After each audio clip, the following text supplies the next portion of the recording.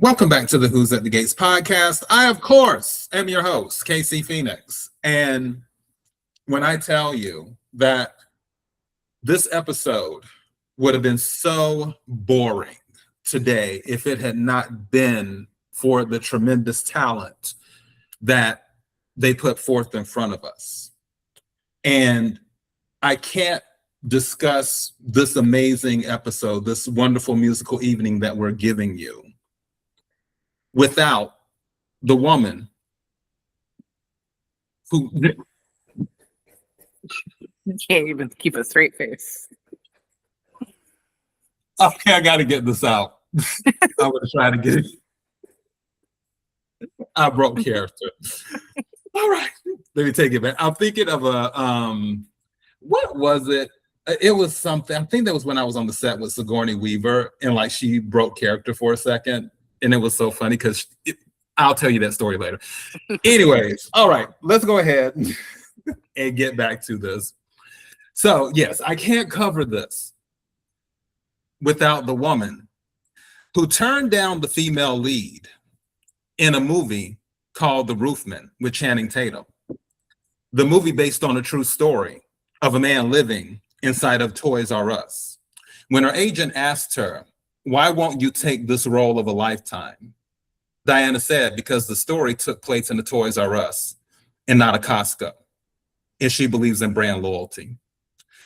The woman who now sees Leslie in a totally different light because of her undeniable talent displayed in today's episode, the formidable Diana. I don't even know what to say. Just a line on my name, but you know what? That's fine. God, what a terrible episode. Okay, I mean, it wasn't terrible. But we could have taken a day off. That's all I'll say. Well, let's go ahead and yeah, we will get into this and we'll discuss and stuff. And please, by all means, Gators, leave your comments. Let us know what you think about this episode. And we can discuss there as well. But right now, it is my honor and my privilege. And when I look back over my life, this will be one of the highlights of my life's resume. I bring to you the white Bruno Mars. Oh. Thank you guys for being here. This is Fallen. Follow me down to the water. Ease yourself in the river. It's just a little bit further. Soon we'll be at the center. We should just stay here. Baby, it's safe here. Hold me like a lover, like the mother, like a friend. Darling, I thought I'd never love again. Lost in your eyes, I find myself falling. Falling, falling, falling, falling, falling, falling, falling.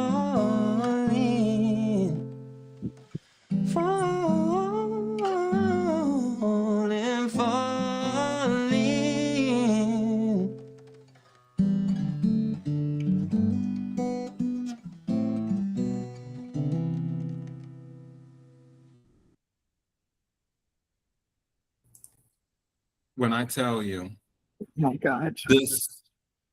this was amazing.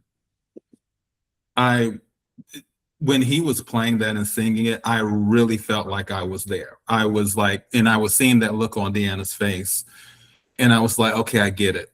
girl, I get it why you're so into him now. I just, that is something, this is the take your breath away type performance that we've been missing and I mean, Diana, you know this, everyone knows we work in the music industry, and I can tell you, out of some of the biggest artists that we've worked with throughout our careers, this right here is what's been missing for at least the last decade, for sure. At least the last decade. And I just wish that artists would be more serious about their craft the way that this artist right here is serious about his craft. But Diana, you agree. Go ahead. We just lost like 100 subscribers with your monologue right there. I hope you know. I was like, okay, never mind. We lost another 100 playing this entire scene. His voice cracked on high. What was it? Higher? Oh, when his voice, the high note was not it. Diana, but see, Or falling. this is the thing. When it cracked, that was showing the rawness, the genuineness, the authenticness of his voice.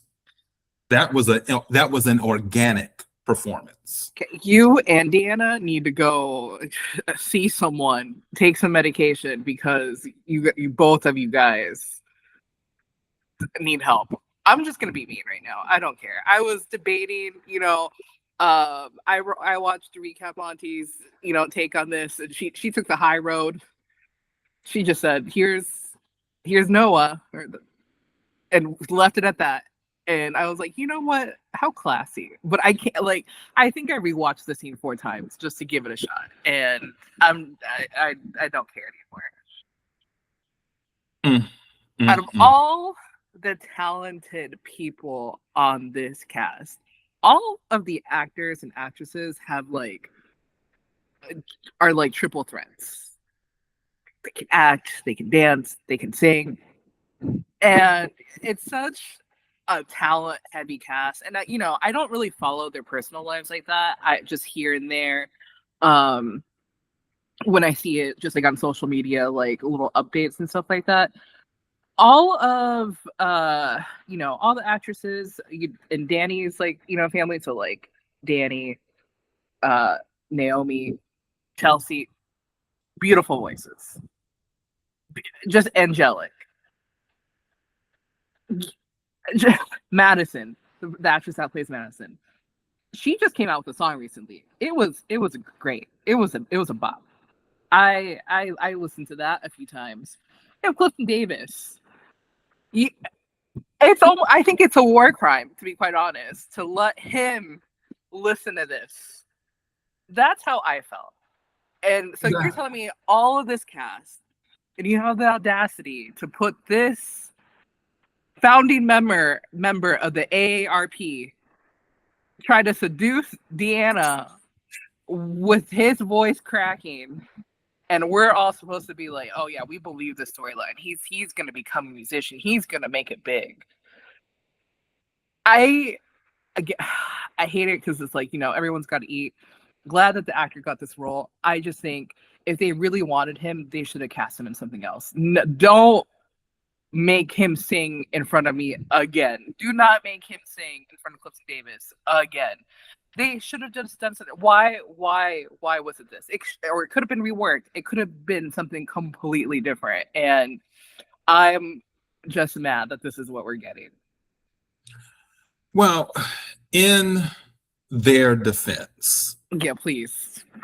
I do believe the reason they didn't lean on the other cast who is talent heavy to do this is because they felt he could get away with it because he's fine as hell. And there is this thing called pretty privilege. And because he's the finest member on the cast, they're like, okay, if there are any, what's the word I'm looking for? Any areas that are lacking in his performance, he'll still be able to get away with it because he's fine as hell. And here we are. Oh my God. I can't, like, the cast was so, like, they know what they're doing over there. All the cast, gorgeous, talented. You're telling me he was on par with the rest of them? Like, I'm just flabbergasted, to be quite honest, because, again, everyone's gonna eat. I'm glad he has a role, but why he could have been the bartender. He could have just been the one giving advice. He could have been, with his little bar rag and been like, "Oh, woman, am I right? Going through it, man, with your girl." I would have been like, "All right. I mean, I'm not happy about this, but don't come here and be the manager of a clinic that we've never seen, an actual, like, a hospital room of. Don't be this budding artist where you can't even get to your gigs on time. I don't like you can't even tune your own guitar before a performance, but you're out here getting all these opportunities. Also, that's another thing. Kyle, I forgot why I had so much heat for him, because he was like, "Oh, do I want my son to be with such a troubled girl as Deanna?" Deanna is going to school. Deanna is a real estate agent. She is a real estate mogul in training. Deanna was, what was it? The high Deb? Deanna has a bright future. Is she low key? Can she see in front of her? Probably no, because look at this. But his closeness to Deanna let him perform in front of the Duprees, in front of the Anita Dupree. But Kyle over here wants to be like, I don't know, my deadbeat son who can't hold a job and can't get on, can't get the things on time, and it's just kind of aimless. I don't, he's too good for my, for her. But here we are. Yeah, and see, I agree with you, and that was something, and I'm glad you brought that up in regards to getting there on time, because I planned on bringing that up too, because I'm like, why did Nicole go out of her way when he was the one at fault? It would be different if he got there early, did everything, and was like, hey, you know what, we were booked like a month in advance or something like that. You know what I mean? But because and Deanna, like, kudos to her, she called him out, because he's like, maybe this is a sign from the universe I shouldn't do music. And Deanna's like, maybe it's a sign that you just need to show up earlier. Is what she said. Yeah, like, I think my thing is like, they want us to have empathy for him because he went through a loss, but they're not really showing that, or like this soft, like this side of him. I mean, I feel the loss more profoundly with Deanna than with him. And, part of it's because we don't know his mom. We don't know his whole story. Right now, he's just like a golden retriever that just came in, and it's just like, oh, I have a guitar, and, oh, just like, I guess I could do this, I could do that. I just need his character to be written just a little bit better, because I can't really connect with this. You had a good idea, because at first when you said it, I'm like, when you're talking about he should have been a bartender, and I'm like, well, what about Grayson? But then it hit me, actually, that might have been a better storyline, where he becomes the bartender and Grayson gets a job working at the casino with Joey, because Joey has regular jobs, like, where that doesn't involve crime or whatever. So if Grayson would have gotten the job at the casino, then he would have seen Heather and been like, wait a minute, I think she looks familiar. I feel like I've seen her, even though he said he doesn't know who the impaler is. What if he had seen her before but didn't know she was the impaler? That would have been a good storyline. I mean, he was like, oh, I'm trying to go on the straight and narrow. I think they would have side-eyed him had he gone to work with Joey. Yeah, but I think casino job, regular, good money. Okay, Heather shows up. Like, wait a second, I think I know this woman. I think that would have been good. But yeah, and this is the thing. And God bless the actor, because sometimes people just get thrown into something. It's almost like Who is an old boy who is been cast as Black Panther now or whatever. Some people will never be satisfied because it's like Chadwick Boseman is the Black Panther that we've always seen, and some people be like, oh, da da da, whatever. They may have something to say, and I feel like that happens when certain actors get put in certain roles, where it's like, oh my God, why did they cast this actor in that role? Yeah, I think you're completely right. Yeah, so it's like we blame the casting directors and the writers for not adjusting the material. Yeah, exactly.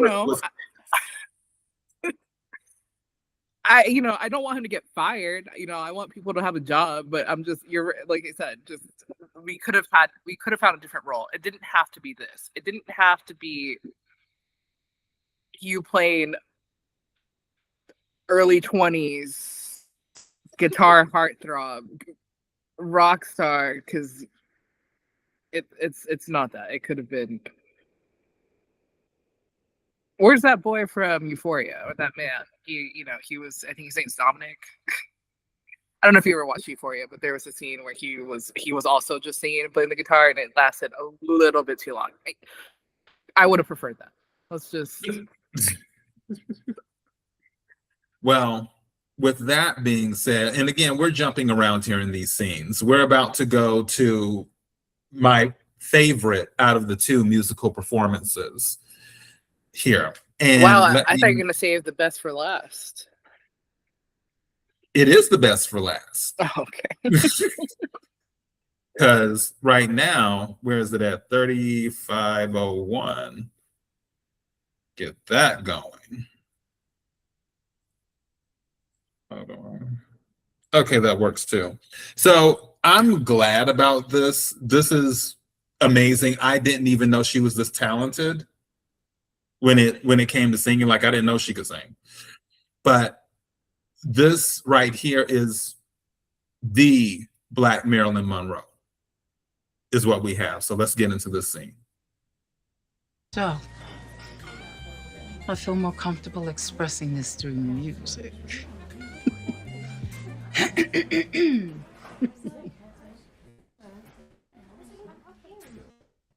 When you take me in your arms, the stars dance up and down my spine. When our lips meet, a feeling so sublime. A river rushes to the sea. I see eternity. My mind is wrapped up in a glow, a love that's washing over me. Sweet indeed, sweet and undone, sweet do.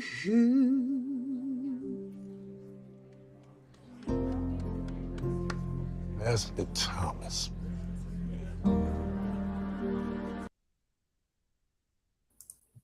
Now, in all seriousness, is Leslie like Whitney Houston? No. But can she carry a note? Yeah, she can. She has vocals. Like I said, I'm not saying that she can just sing, but clearly she can carry a note. And she also did that a cappella too. She didn't need a guitar or anything like that. She just had her fork and she did her thing. So kudos to her on that. And also that's why I feel it's the better performance, because I think she has her voice has more potential, in my humble opinion.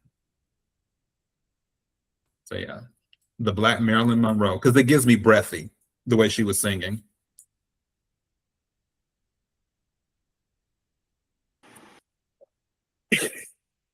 When you texted me Black Marilyn Monroe, I immediately knew what kind of performance it was kind of going to be. However, did I expect her to do this at Orphey Gene's with a ball gown on? I just I can't, y'all. I really did not like this episode. What was the point of this? What was the point of her getting up and singing? Was this supposed to be our musical? Was this supposed to be our musical episode? I guess You know, she showed her love for Marcel. I mean, what did you want her to do? Get him a box of chocolates? oh my God, that was also terrible.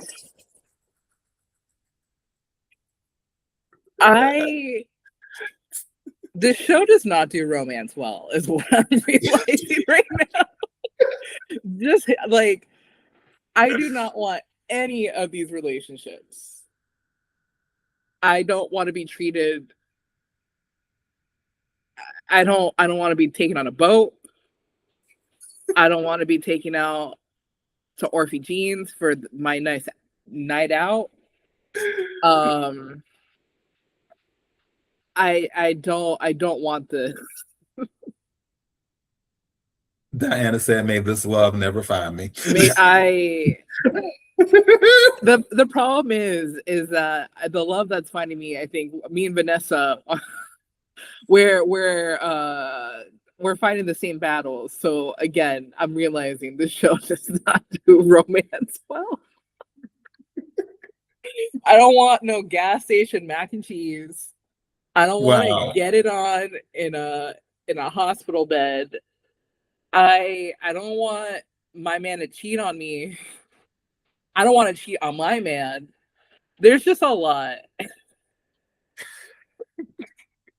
I don't want to be interrupted every 5 minutes by my dang kids being like, come over to this amazing open mic night I'm hosting in my living room.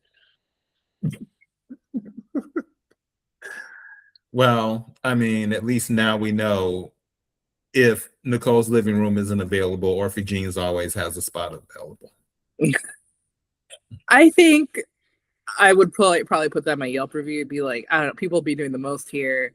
I don't, it's not the most safe place. People be talking about murder all the time. Good cobbler.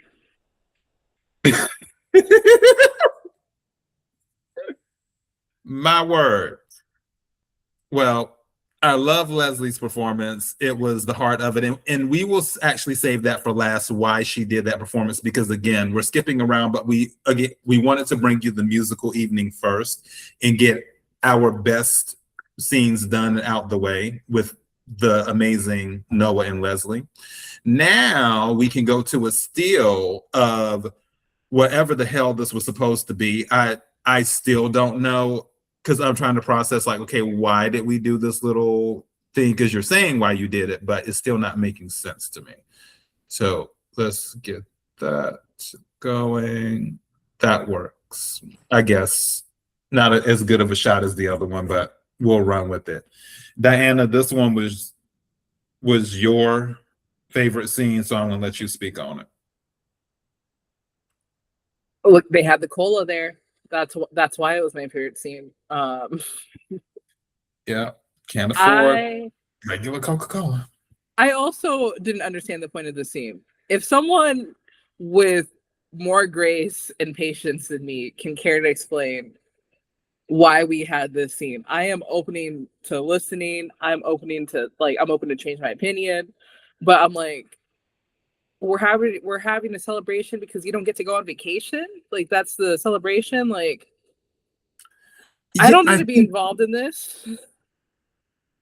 I think it was deeper than that. I think this was symbolic of saying, okay, Ashley has moved on now. Oh, you know what? Okay, that wasn't it. But you did remind me. It wasn't about Ashley. It was about cheering Naomi up because she's been through so much. Right, but I'm saying, as in for the writers, I think it was to be symbolic of saying, okay, Ashley has moved on. Sure. I mean, and I didn't need this for that. I mean, I guess this is the newest school, right? Derek's gone. Now we have this man. Is there an owl here?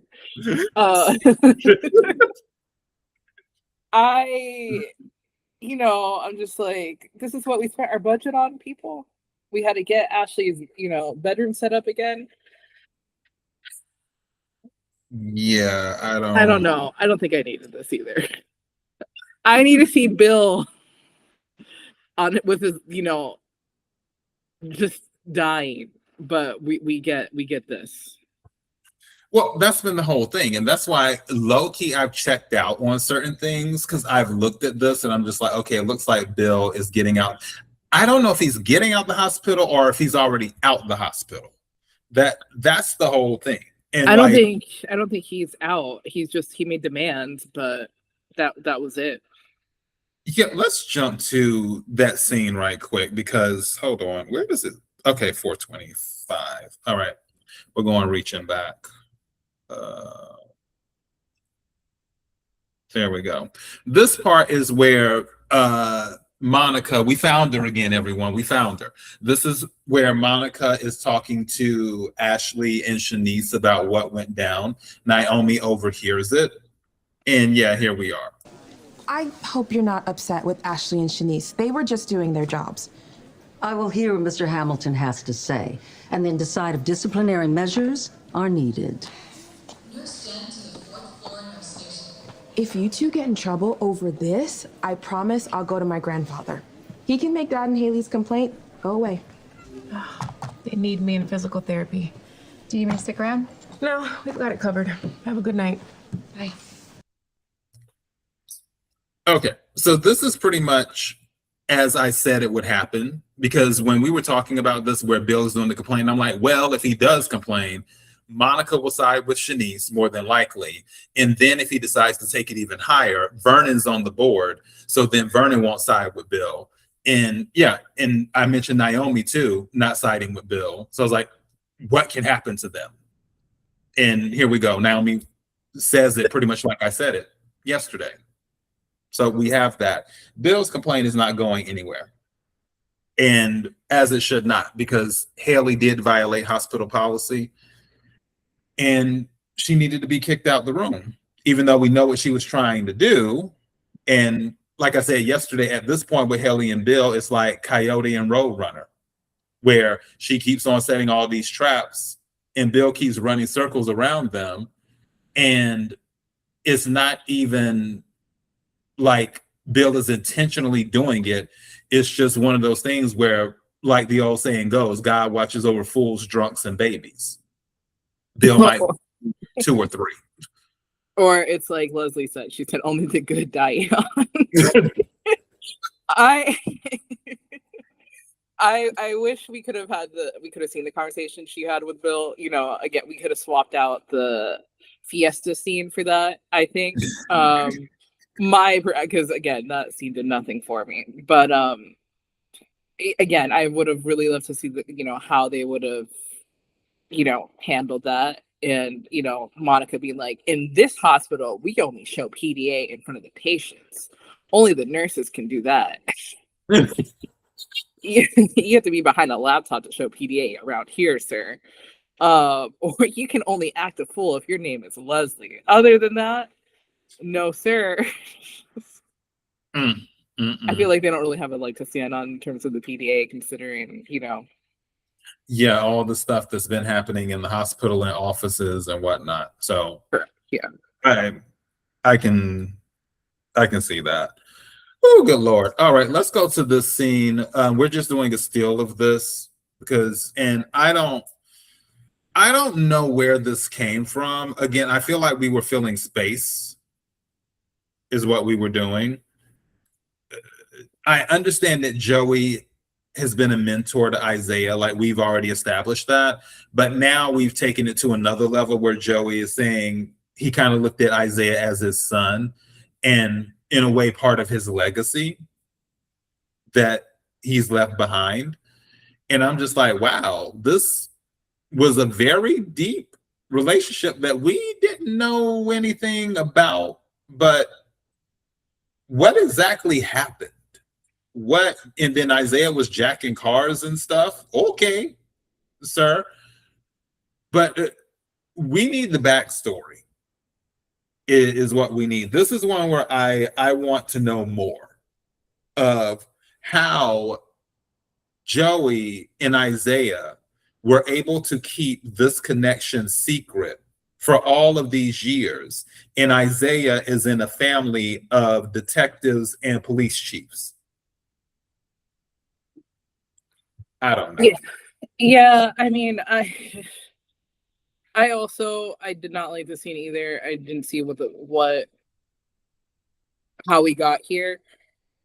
I don't know if I necessarily wanted to find out more about this relationship. I mean, maybe I do, because something about it, not a fan of it. Not a fan that Joey is the one that's like the savior here, even though it's like,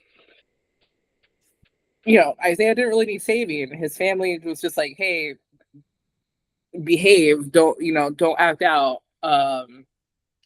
And he's just like, nah, I'm gonna go steal cars.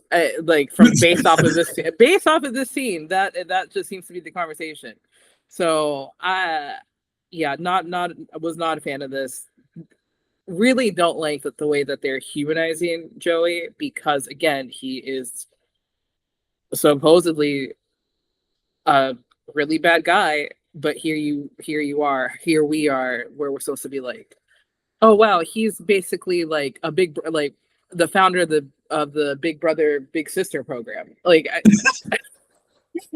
doesn't make any sense to me. It really, again, how they humanize the people on this show is just, what's so wrong with being a villain?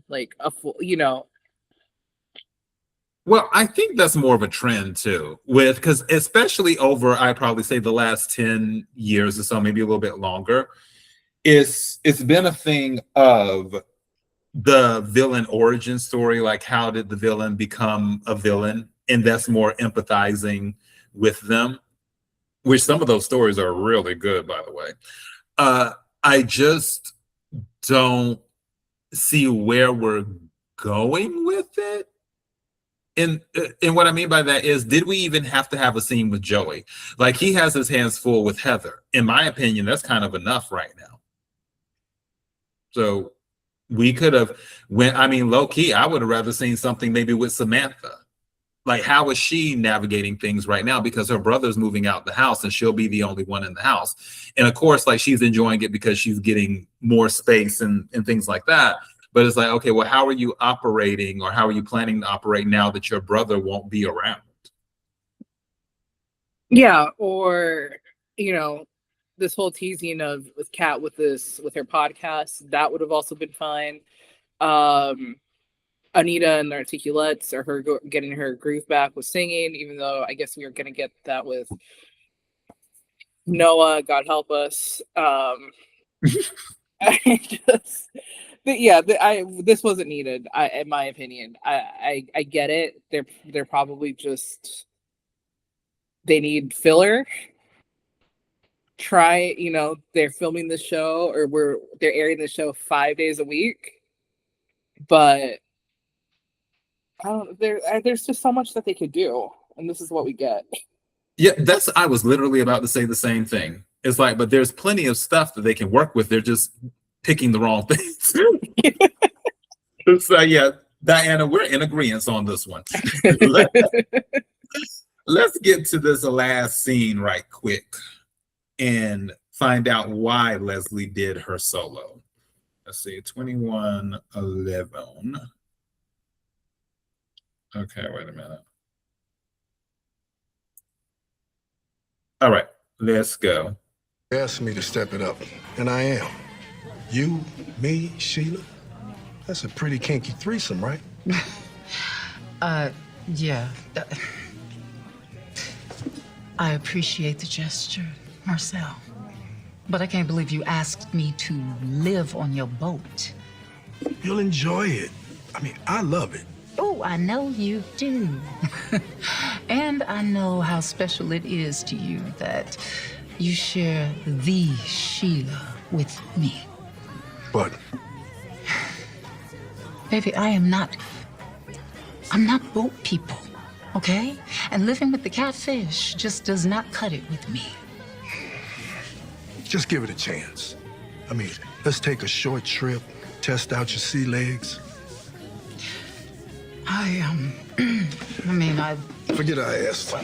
I gotta hit the can.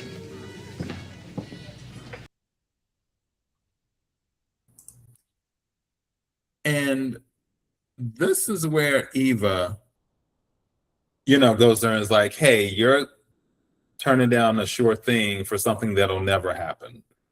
When she's talking about Ted, like, again, Eva has kept her foot on Leslie's neck about this whole Ted thing, and I'm super glad for that.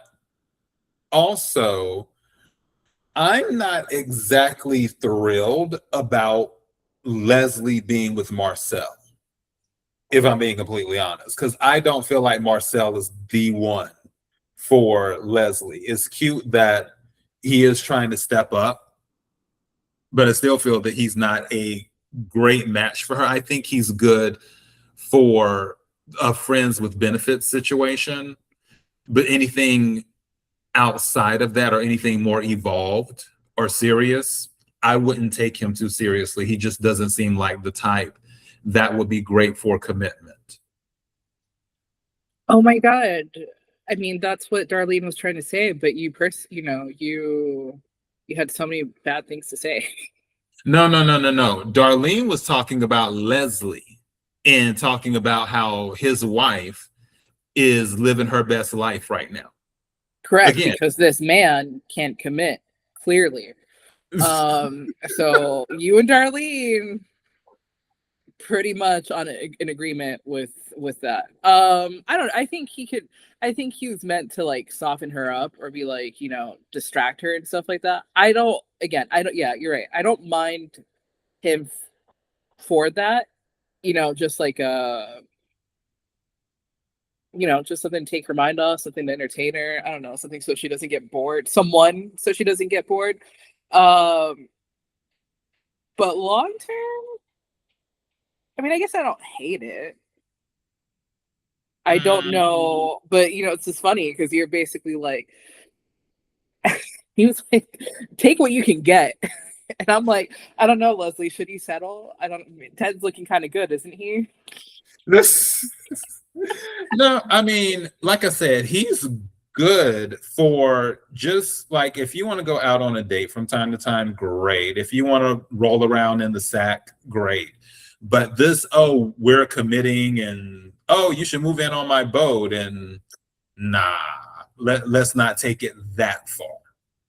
That's where I'm at. They're good together for what they are now, not for more. What I want is for them to bring a new character on the show, and maybe Leslie will get with that character and do that. I mean, I think for me, it's if he can truly choose her, right, and not just be like, I'm also here just for a good time, then I think it'd be more pro this relationship, because clearly she just needs someone that chooses her first, because Ted never did. And if that's what it takes for her to leave that family alone because they clearly can't, put a stop to her, then so be it. Or, maybe he visits her in jail or something.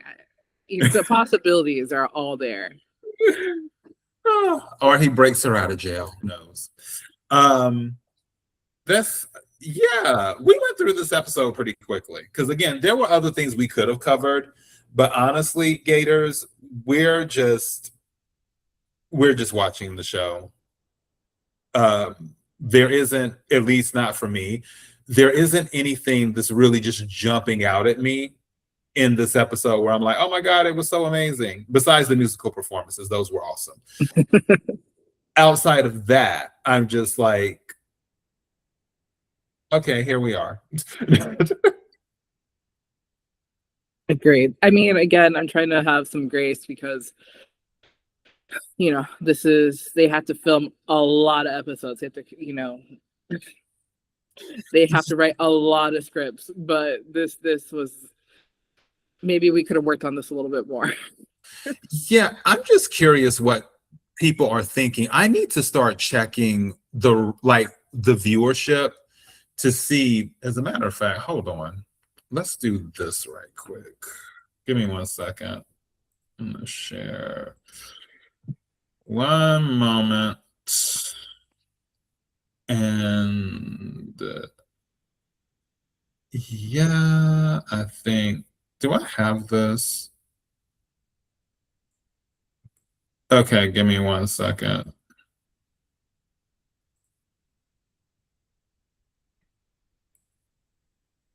Okay, I'm sharing my screen again.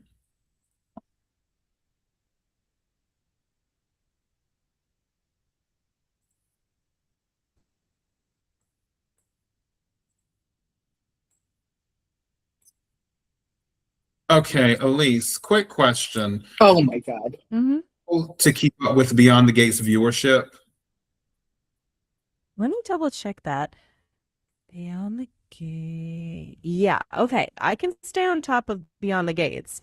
The most recent published ratings look pretty strong, actually, for a new soap. And yeah, I can keep tabs on the weekly ratings, big story reactions, casting news, all of that for the podcast. Okay, has there been any changes in viewership? Like, has it went up or has it went down in the last 6 months? Checking. Yeah, so over the last 6 months, Beyond the Gates has trended upward overall. There have been some small week-to-week fluctuations, but you'll want to keep an eye on whether the current summer storylines hold that growth. That's going to be the real test for us. So, yes, the audience is growing. Interesting. Because, yeah, this new storyline they're doing with Haley trying to poison Bill is almost is dragging out so long, and it feels like a lot of viewers are not happy with it. So I thought it might have dropped just a little bit or something. Let me check that. Yeah, that wouldn't surprise me. Sometimes viewer sentiment and ratings don't move in tandem. Like, people might complain and still tune in. If you're up for it, for the podcast, that could be a nuanced angle to discuss. Like, are fans exhausted by the Haley poison plot, or are they just hate watching to see how Bill finds out? Okay, that's an interesting point. All right. Cool. Well, yeah, I just wanted to ask real quickly. Thanks so much for the information. Sure thing. I'm here if you want to dig deeper later. All right, awesome. Thank you. Y'all, this is not an ad for whatever devil worship is going on in Casey's laptop. This is I do not verify that whatever facts that alien in disguise spit out. I just want to make that clear. Well, I'm a little bit shocked because, okay, so viewership has been going up. If viewership's going up, then the writers may not be changing anything, because usually the only way something will change is if viewership goes down. So it's like, okay, I don't know. Maybe it's us, Diana. Maybe we've kept the viewership up with Beyond the Gates. People are like, okay, who's at the gates told us to watch the show. So we're watching the show. Yeah. All right. Well, that's all that we have. I can't think of anything else. You got anything else? Wait, what are the spoilers for tomorrow, actually? Tomorrow's Thursday. I'm like, all these days are running together now.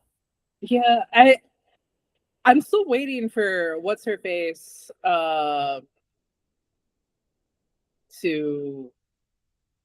be mad or whatever. Leslie. I know there's a scene where Leslie gets mad, so I'm just waiting for that, to be quite honest. Yeah. I feel like she was in her hotel room and that happened. Yeah, we'll have to see. Yeah, I can't find the little notes for tomorrow, but we'll be here, as that damn devil said it. We're gonna be here, apparently. We're gonna be hate watching.